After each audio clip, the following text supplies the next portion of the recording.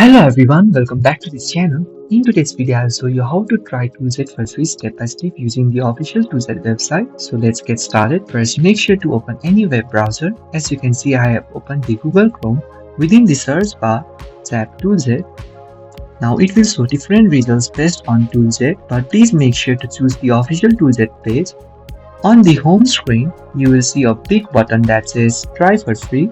Click the Try for free button. This will take you to the registration page where you can create your free Toojet account. Within the sign up page, enter your name and email address if you want to sign up through your email address, or you are also given with the option to sign up with Google or GitHub. You can choose any based on your preference level. As for this video, I will choose through the email address. Now I will enter the name and email address. Once you enter your details, click on Continue button. Now the Toojet will send a verification code within your email address. Please make sure to open your Gmail or Outlook. As you can see, within it, Toojet has successfully sent me. Now tap on it and copy the verification code. Then come to the sign up page and paste the verification code within the field. Once done, it will again redirect you to the sign up page where you are requested to enter a new passport. Please make sure to enter a strong passport.